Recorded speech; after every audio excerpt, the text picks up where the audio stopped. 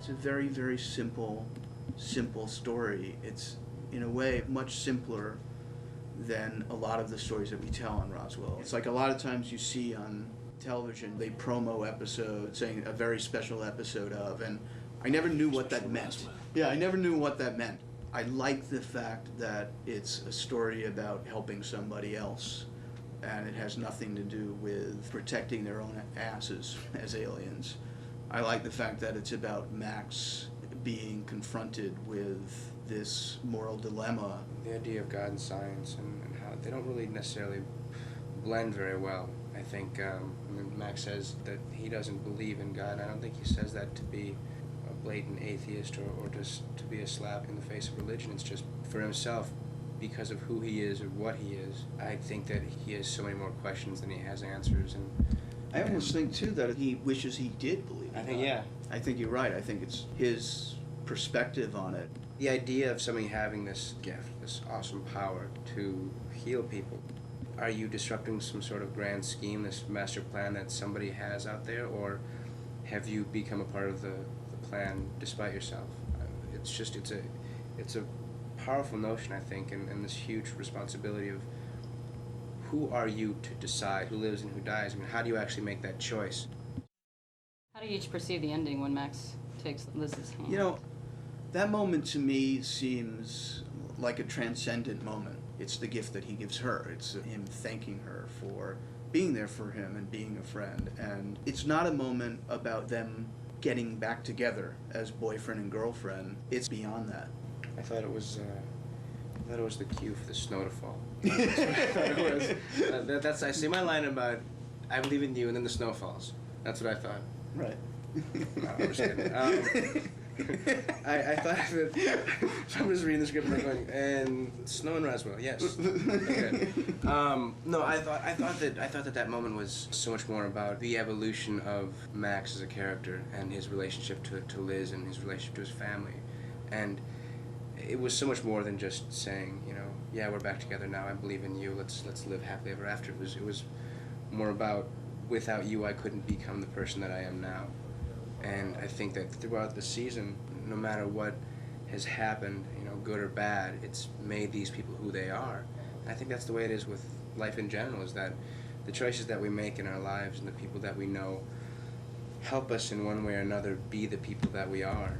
And I think at that moment he was just sort of thanking her for helping open his eyes to a completely different world. Right. I mean, it's funny that you're saying that because he's able to go to her, even with everything that they've been through. He has some sort of sane voice, some sort of reasoning, and I think that the person that he trusts the most is Liz. Yeah. Who knows him better, I think, than anybody. Right. But I think more than anything, it was just about being human and being mature and being alive.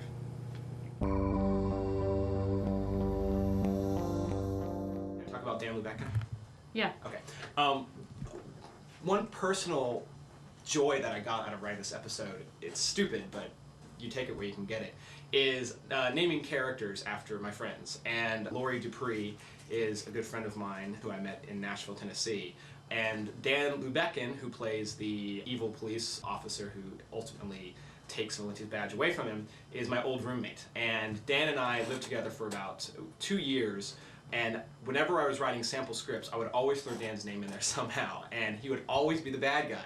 So it was a real joy that I was able to throw his name in as the guy who strips Valenti's badge from him. It's interesting, one of the first notes that the network had about my story was they said, you know, we love this idea, but the one thing we're not sure is this guy, Dan Lubecken. That doesn't sound like a cop name to us. And the script had other problems that the network had, but they sort of forgot about Dan Lubecken, so his name stayed in the script, and he was in that episode and the following episode as well.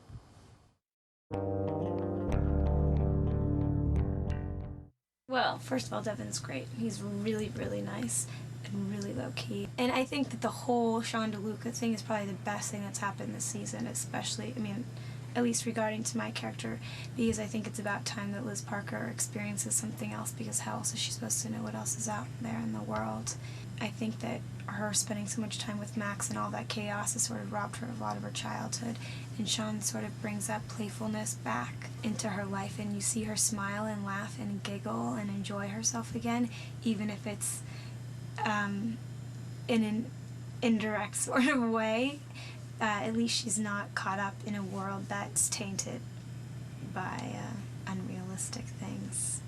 It's kind of sweet because it's nice that she's attracted to someone that's so opposite from Max, and I think it's every time someone gets into a different relationship, a different side of their personality comes out. So I think that a stronger Liz Parker's coming out, someone that's more confident, and I think that they sort of let go of the whole Max thing and sort of think about Liz's goals in life and what she needs, and they'll love Sean DeLuca.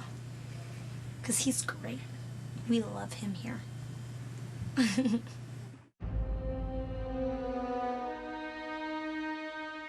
It's nice to not be the uptight authoritarian every minute. He gets in so much trouble, his focus goes within. Now he's got to save his own butt, and he becomes introspective. His life is in shambles. As he says at one moment, he's in a dark place that he's got to work himself out of. Like everybody, he's got problems, and that's always great stuff for actors to play. That makes him interesting. It makes him fun. It's funny though, because I've spent, I don't know, I've done maybe 15 or 16 movies, and in all of this time I've never really had a romantic entanglement. I'm always the villain, or it's boy meets girl, boy gets girl, boy dismembers girl. So this is a really nice change for me. This is a chance to do something a little more human, and be funny, and be vulnerable, and be in love, and get flustered, and all of those good things. So I'm digging it a lot. I like this direction. I like that he got pulled down off this authoritarian, uptight position as the sheriff.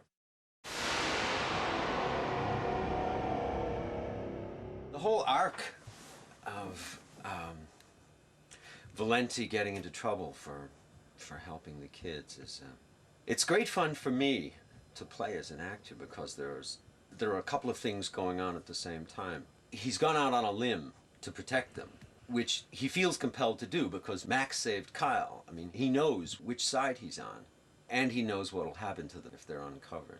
So they need someone to protect them. They need all the help they can get, and he knows that. But by lying, by covering up, by not being able to explain his actions to these investigators and the judge and what have you, it's begun to cost him.